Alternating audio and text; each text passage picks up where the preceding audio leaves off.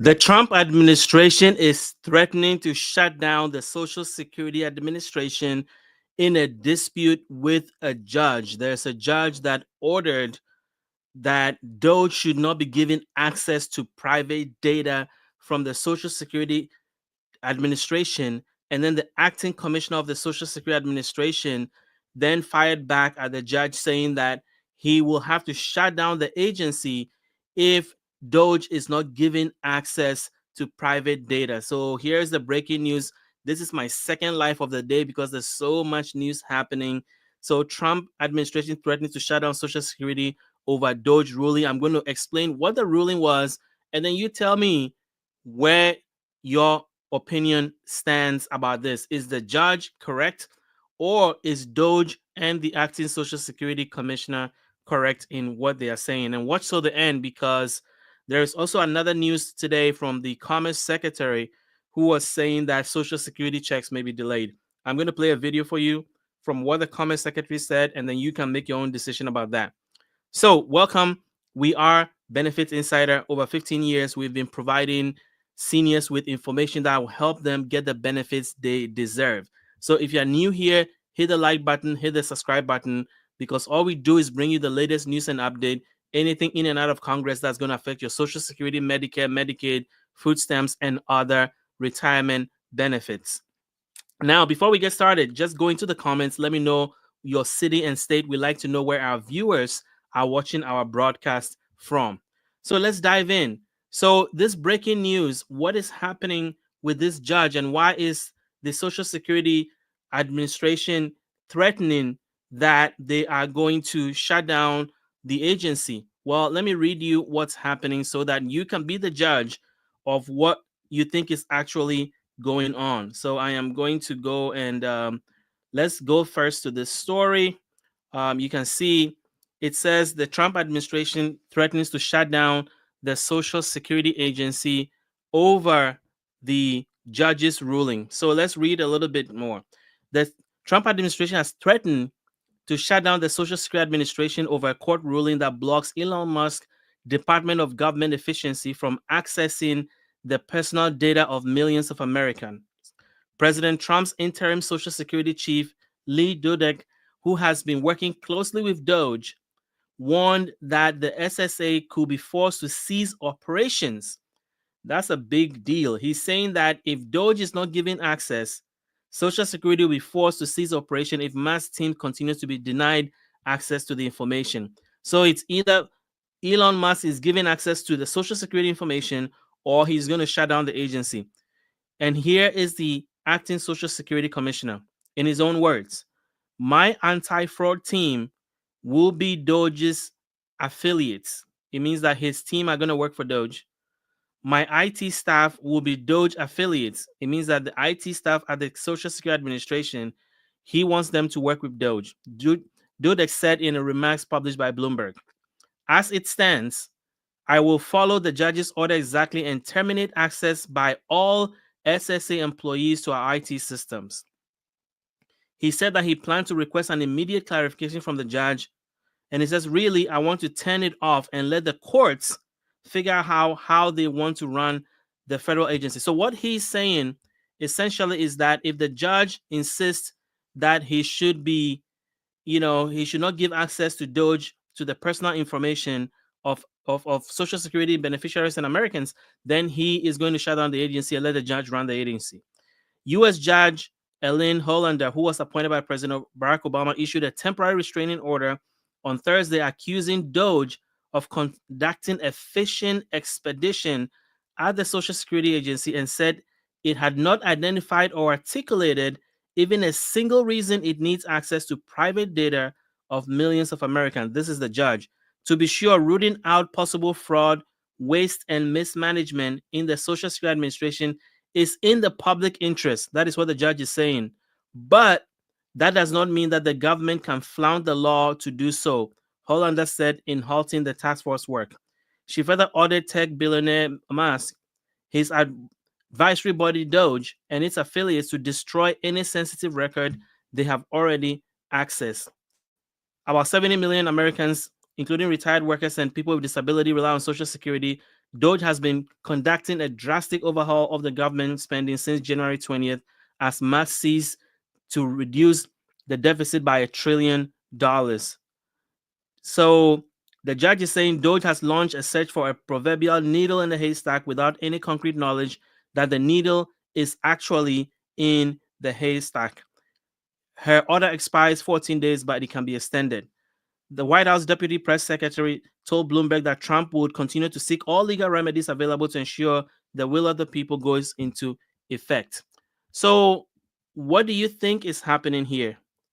Do you think that the judge is right, or do you think that the agency, the current deputy or the current acting commissioner, is right? So, you know, because the judge is saying that he doesn't think that Elon Musk and his team need access to all that information to do their job.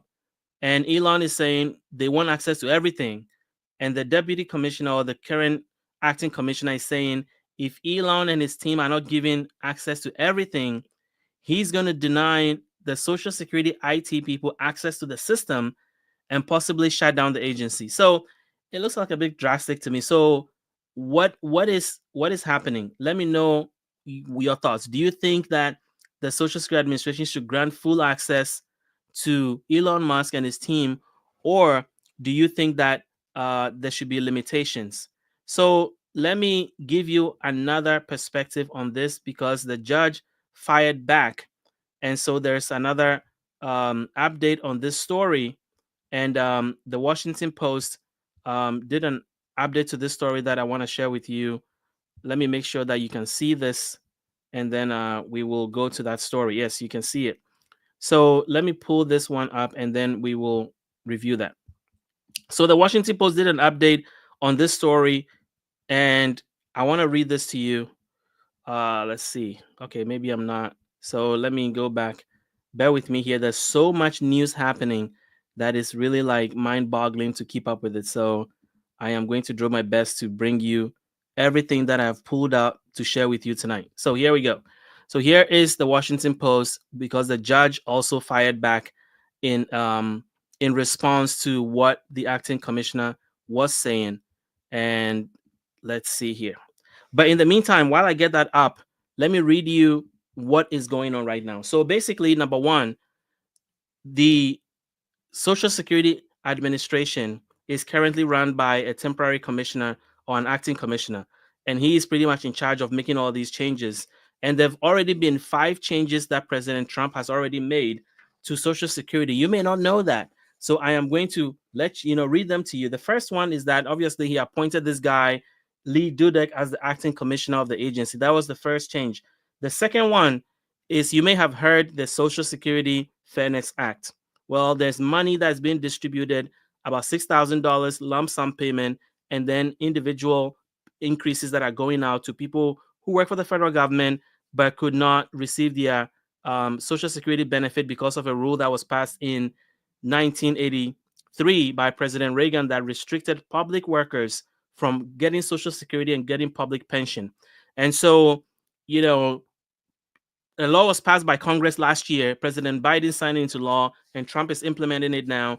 If you received $6,000 or more in your bank account, it's not a fluke. It's not a joke. It's actual lump sum payment for the Social Security Fairness Act. And then beginning next month, people are going to get about $1,000 in increases a month, based depending on what category you fall in. So that's change number 2. Change number 3 is obviously DOGE, creating the Department of Government Efficiency, and then asking the Government Efficiency Department to go into Social Security and remove fraud, waste, and abuse. So Elon Musk is saying that $700 billion in fraud exists in Social Security. He's also said that Social Security is a Ponzi scheme. That's a whole different discussion. But the point is that the president has appointed him to go and dig into Social Security. So that's what he's doing. And the judge is now saying that, no, you don't need access to all that information to do your job, and unless you prove to me that you need it. And so let's look at what the judge fired back at the acting commissioner. So federal judge pushes back on acting Social Security head over threats to close the agency. Leland Dudek backed off his argument that a ruling blocking Elon Musk's cost-cutting team from access to sensitive data could apply to all employees. So that's what he's saying, that the judge's ruling does not only apply to DOGE, it applies to everybody, and that's why he's going to shut down the agency. So let's read this article further. So, acting Social Security Commissioner threatened Thursday evening to bar Social Security employees from accessing his computer system in response to a judge's order blocking the U.S. DOGE service from accessing sensitive taxpayer data. Less than 24 hours later, after the judge rejected his argument and the White House intervened, Dudek is saying he was out of line.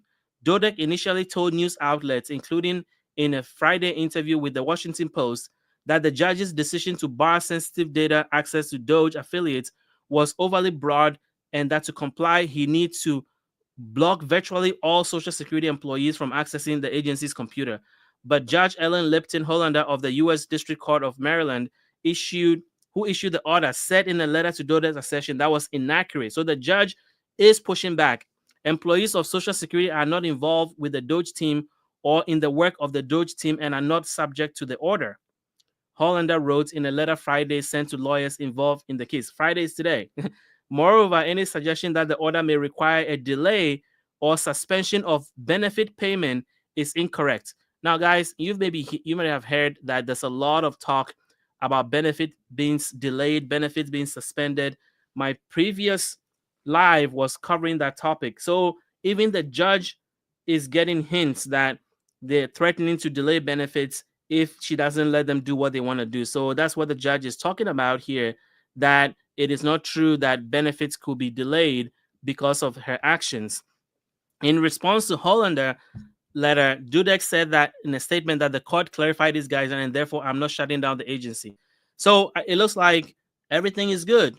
You know, in a follow-up interview with the Washington Post, Dudek thanked Hollander for the clarification. The president is committed to keeping the Social Security offices open to serve the public. He then acknowledged that this was an about-face from his stance in an interview yesterday. So basically what's going on is that the judge issued an order, and then he decided that he was going to shut down the agency if the judge does not give access to DOGE to do what they want to do. So the judge fired back and said, hey, that is not what I said. I didn't say that you should shut down access to Social Security employees. I just said shut down access to DOGE. And so in clarification, I think in consultation with the White House, he changed his mind and now he's backing off. But what does this all mean? Well, it just means that there's a lot of activity happening. And so what I want to hear from you is, what do you think is really going on? Should Elon Musk be given unfettered access to the Social Security system to root out waste, fraud, and abuse? And do you think that he needs access to everybody's information, your personal information, your private information? Because remember, the Social Security data system has a lot of things about you that you may not even realize. And they are taking money from Medicaid and paying different things on your behalf. And so they have a lot of information. And so the judge's concern is that, do they need access to your personal information to do their job? So let me know what you think. Do you think Elon should get access, or do you think the judge was right? Whose side are you on? Who do you think is right in this case? And do you think threatening to shut down the agency if the judge does not yield is the right way to go? Let me know in the comments below. Now, as I mentioned earlier, please let me know where you're watching the video from. So give me your city and state, go into the comment section and let me know your city and state. Now, today there was another breaking news, which I shared earlier, but I'm going to play you this video and then you can make your own decision about it. So the current Commerce Secretary, well, before I even do that, let's talk about Social Security cleanup for a second, because a lot of you have been talking about it. Do you believe that there are billions and billions of dollars in Social Security fraud? Do you believe that, there are illegal aliens that are on Social Security payroll, that are getting benefits illegally? And if you believe that, how do you think that happened? Because I'm also curious, if somebody has not paid into the Social Security system and are getting benefits, who put them on and how did they get access? It means that there's something really broken with the system where somebody that has not paid the 10 quarters, because you have to work 10 years to get Social Security benefits. You have to work 10 quarters, and each quarter you have to make a certain amount of money. You have to meet the threshold, the income threshold for that quarter. And so it takes a minimum of 10 years to get it. And then they will take 35 years of your work history to determine how much money they're going to give you. So, how do you think people are getting into the Social Security payroll that are not eligible? Do they have Social Security numbers? Have they worked and paid into the system? Like, explain to me what's happening, because I am not sure how that is happening. It's surprising to me that Elon is saying that there's $700 billion in fraud in Social Security. So I just want to learn from you. So let me know in the comments what you think, how you think the fraud is happening in Social Security. I know a lot of you have talked about disability fraud, which I think happens quite a bit, where people who may be disabled but are now currently not as disabled, or their condition has changed, are still getting benefits, disability benefits. That I can see happen, or that the condition that they claim they have may not be as serious as it is. But there's a very rigorous process. Only 3 out of every 10 disability applications are approved at the first go around. The other 7 out of 10 have to go through an appeal process all the way to an administrative judge. So I'm just curious about which ways do you think Social Security fraud is happening? And do you believe that there is massive amounts of fraud? Because the Inspector General of Social Security did a review from 2015 to 2022, 7-year review, and he only found 1% fraud. In terms of all the payments that went out during that 7-year period, he only found that only 1% was fraudulent or improper payments. So to talk about, and that was $70 billion over 7 years. So we're talking about $10 billion a year. So Elon is claiming $700 billion, which means that there's about, a ton of fraud. So I'm just curious. Let me know what you think. But let's talk about the Commerce Secretary and what he said today, which I think a lot of you will be interested in. So let's go back to my presentation, and then I can share that with you. So back to this, and let me then get my act together here. So the Commerce Secretary said that do not complain if they don't send you a Social Security check. And this was like breaking news today. There's a video of it that I'm going to play to you so that you can make up your own mind about what he was trying to say, because this was actually very surprising. So I am going to share my screen again, and then I can play you that video. So here we go. So this video was captured by Social Security Works, which is an advocacy organization. And she'll get it next month. Yeah. Listen to this. A fraudster. Oh, let's say Social Security didn't send out their checks this month. My mother-in-law, who's 94, she wouldn't call and complain. She just wouldn't. She'd think something got messed up, and she'll get it next month. Yeah. A fraudster always makes the loudest noise, screaming, yelling, and complaining. So as you can see, basically what he's trying to say is that if Social Security does not send checks this month, a lot of people would not make a big deal out of it, because his mother-in-law, who is 94, would not, make a big deal. She would just think that something happened and she's going to get the check next month. And he got a lot of blowback and backlash online, because people think that it's kind of insensitive for him to say that, because 40% of seniors depend on Social Security as their only source of income. People on Social Security and disability have fixed income and single source income. So, but the bigger question from what the Commerce said, I mean, this is a guy who is in the cabinet. So he's a cabinet secretary. And I don't think people say these things just by accident. So what do you think he was trying to get at? Like, it's all over the news. You can Google it, and he's getting a lot of blowback. A lot of people upset that he's saying that. People think that he may be alluding to something that is about to happen, and he's kind of preparing people on Social Security for possible disruptions in their benefits. Is there something sinister here, or do you think he's just making a hypothetical situation that we should all ignore and move on?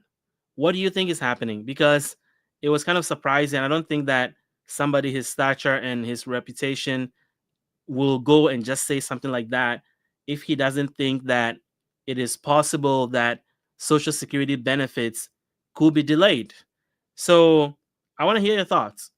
As usual, I want to bring you the news as it's happening, and then you share your opinion of your interpretation of the news, because there are a lot of views about this, and I'm sure you're going to hear about it for the next couple of days, where people are going to be reacting to what he said as an indication of what maybe the Trump administration is thinking about, or maybe not.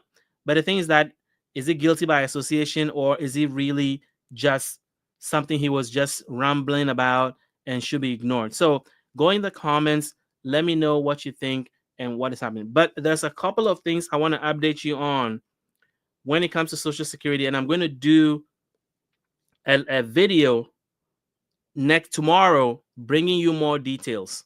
So there are three big things that are happening right now in Social Security that you need to be aware of. The first one is that starting next month, if you are applying for benefits or you need any changes to your benefits, you have to go to a Social Security office if you cannot verify yourself online. So what does that mean? Well, remember that when you go online to do certain transactions that involves money or private data, they give you things to verify yourself. And Social Security, even the Social Security login has moved to id.me. The IRS has moved to id.me or login.gov.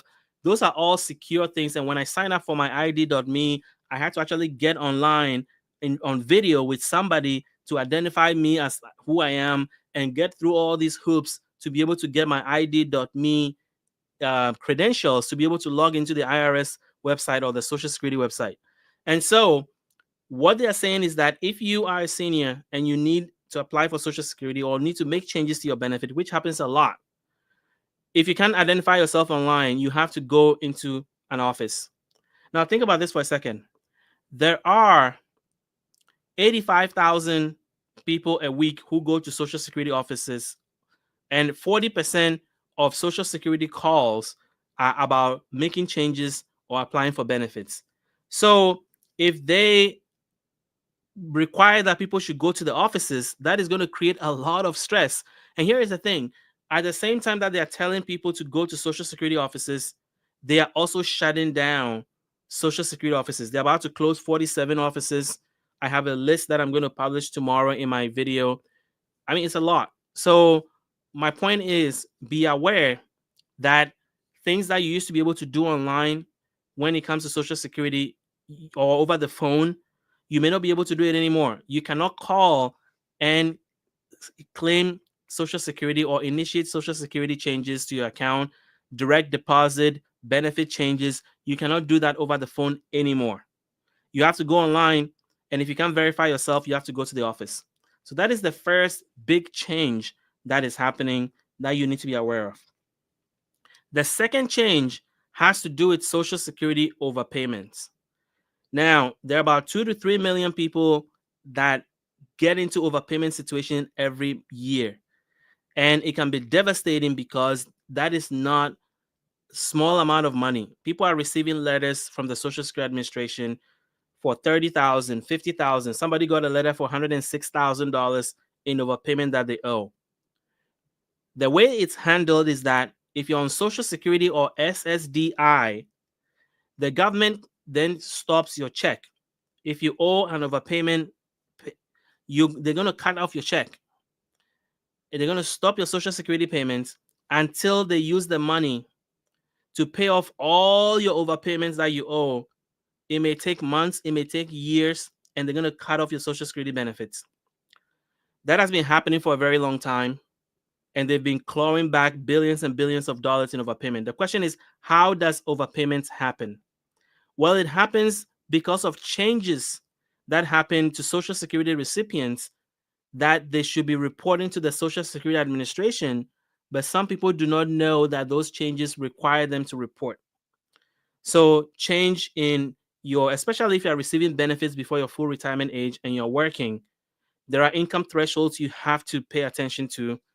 And people are getting benefits as, spousal benefits, and then the living situation changes. There's so many rules out there that require you to report. If you're on disability benefits and you're in the trial to work period, you also have to report your earnings. And if you go above a certain threshold, which is called the substantial gainful activity threshold, then you have to report, or be careful, because if you cross that threshold, it automatically tells Social Security that you are not disabled anymore if you can make that amount of money.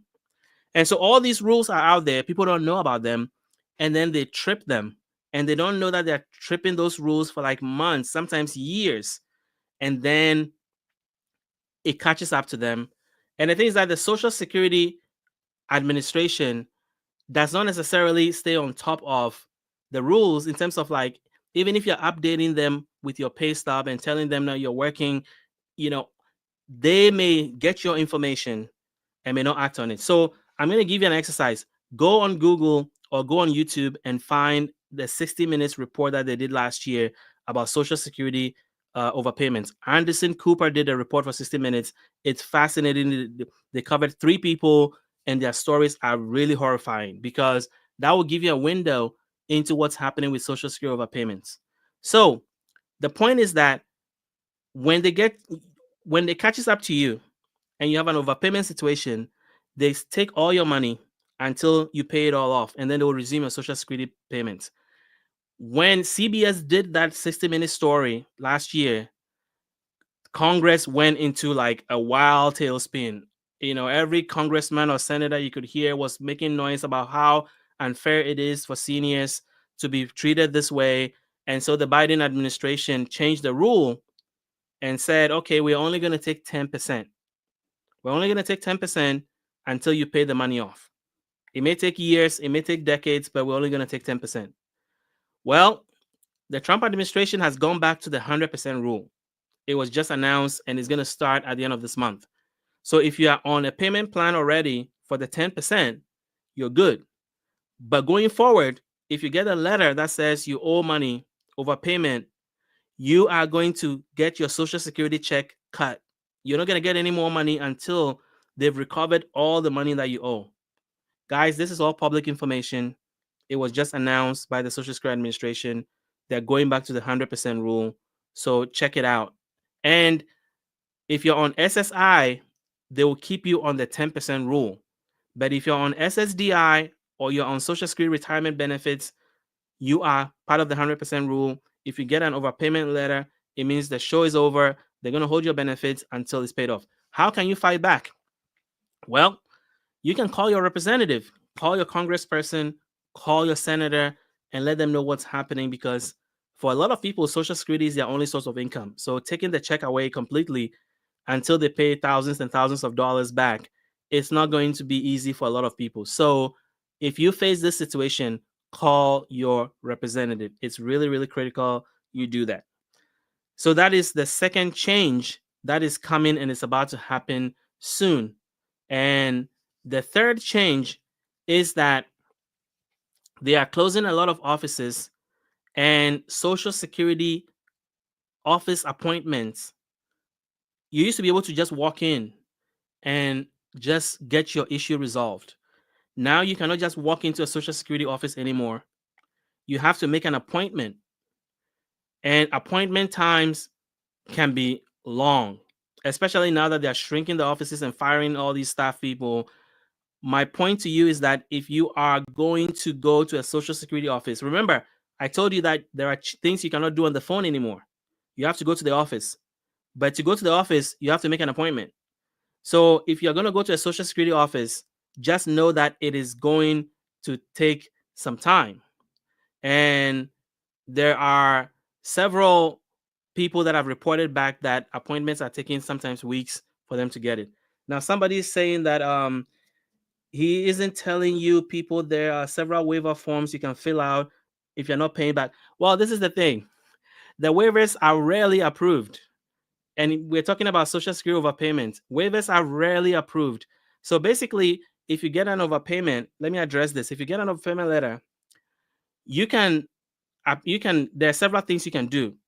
You can file a waiver to say that I cannot pay it. The percentage of waivers that are approved is very tiny. And then you can then appeal. You can appeal the decision if you have evidence that they are wrong, the amount they put on there is wrong. You can appeal, and appeals are rarely granted. The final step in the overpayment process is appealing to an administrative judge, and you may need an attorney to go with you in order to help you file a good case in front of an administrative judge. And watch that 60 minutes episode. All three of them who were featured in that story went through the entire appeal process. They filed a waiver, they filed an appeal. It was all rejected. So don't let anybody tell you any different. The data is public information. The Social Security publishes all that information. How many people are on overpayment, how many appeals were filed, how many were approved, how many were rejected is all public information. That is where I'm getting my information from. And I'm telling you that it is not an easy process to just file a waiver and say, I cannot pay. Very rarely do they approve it. So anyway, that's the changes that I want to share with you today. There's a lot happening, and I'm trying to do these lives every day. I want to bring you the information, and you decide what you want to do with the information. And I am happy that you've spent this Friday night with me. Until I see you tomorrow on my live, thank you for watching.